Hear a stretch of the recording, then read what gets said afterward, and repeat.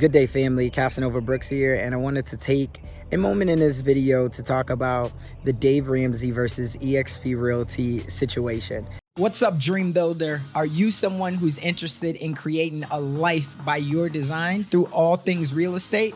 Well, I can assure you, you are in the right place. Join me, your host, Casanova Brooks. I'm an award-winning real estate agent and investor as we uncover the top tips, strategies, and the mindset of the top real estate entrepreneurs across the world. Stay locked in because we're about to go on a journey that will change your life.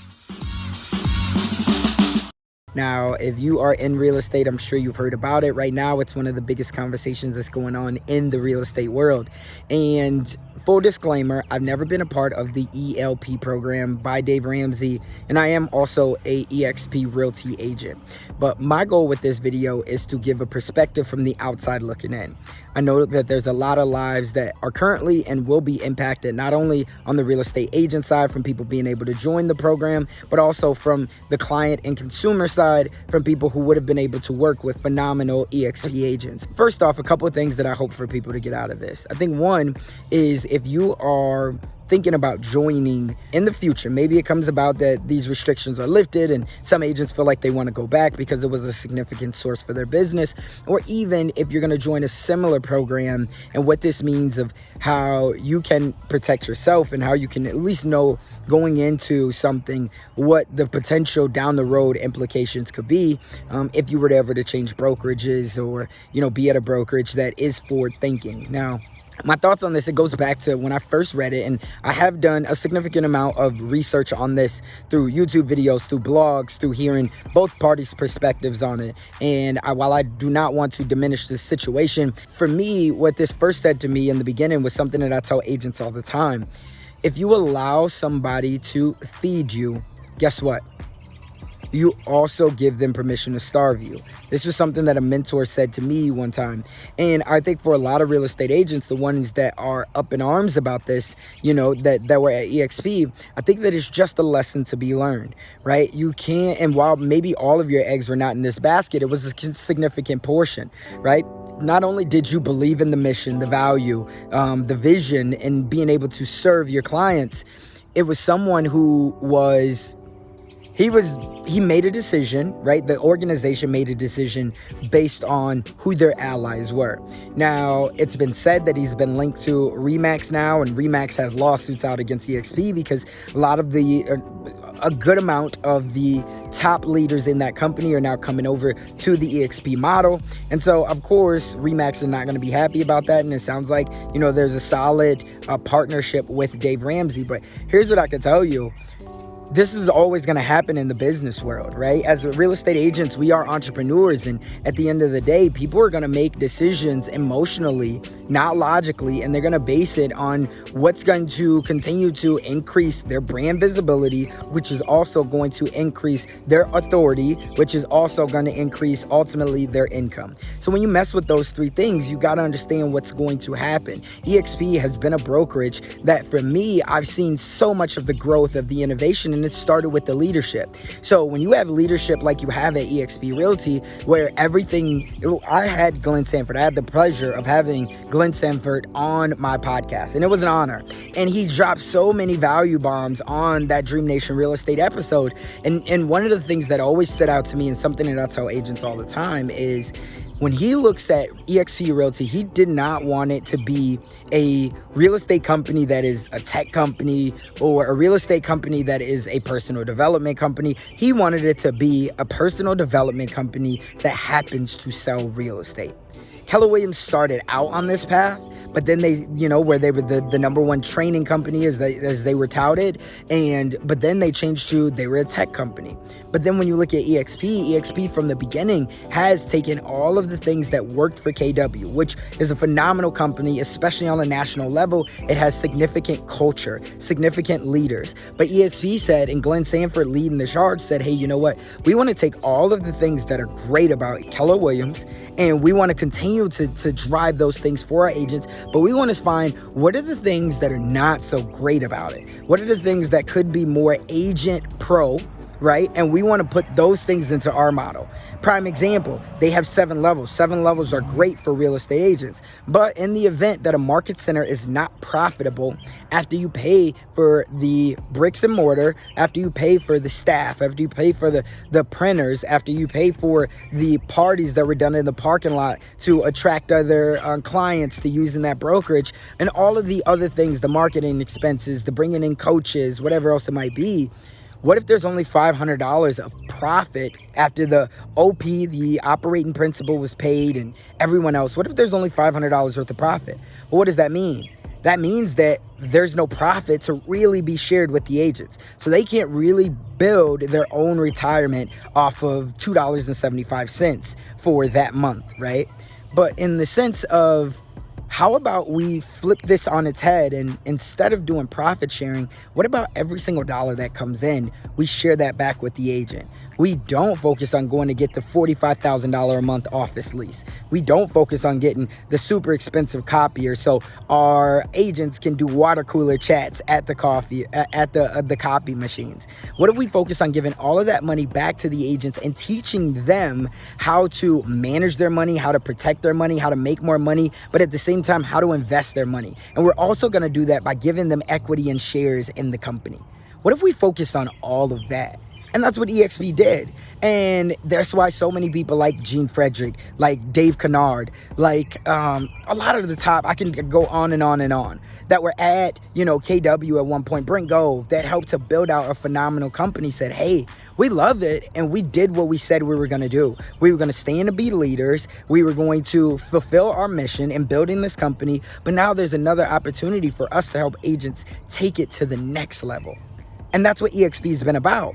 And so you got to understand that when those things happen, you're going to ruffle a lot of feathers. One of which was Dave Ramsey. He said that he's not about leverage, right? He doesn't like the model on it. But the model hasn't changed. And for the last 7 years, there's been a lot of people that are at eXp Realty now that started on that train early on, that's been a part of the Dave Ramsey program. And that has helped Dave Ramsey get that brand recognition, get that authority, and help get more income. Why? Is because the consumers, the people who are first getting into financial peace or any of the other programs that he offers, right? When you combine that with a great realtor who's looking to only serve at eXp Realty, they've had a phenomenal experience, and that's why they've stuck around. So it's not like the model has changed. On top of that, what I've learned is he doesn't like recruiting, right? But at the same time, if you think about it, what is he doing? He's recruiting all day long. He's recruiting on the consumer side, saying, hey, there's a lot of financial programs out there that can help you get your budgeting, that can help you get your credit better, that can help you buy a home, right? But what is he doing? He's recruiting the end users. He's recruiting the consumers, the people just like you and I, to join his program. On top of that, he runs Google ads, Facebook ads that says, hey, our agents don't suck, right? But other agents do, which is aggressive. That is recruiting. That's saying, hey, come join us. Don't be a part of the average gang. Be a part of the people who don't suck. What do you call that? That is recruiting, right? He's using a different tactic. He's trying to attract. He's maybe not calling, but I'm sure if you look at it from the deep surface, he has people that are on the phones that are calling, that are finding top agents at other brokerages, whether it be Sotheby's or eXp Realty in the beginning, whatever the program is that he's trying to run for, and he's trying to get them on his team, right? And if you think about it, every brokerage, every business, the only way that they can really, scale or grow their business is, one, they have to recruit, or two, they have to increase. They have to increase the prices that they're charging, or they have to recruit more clients, right?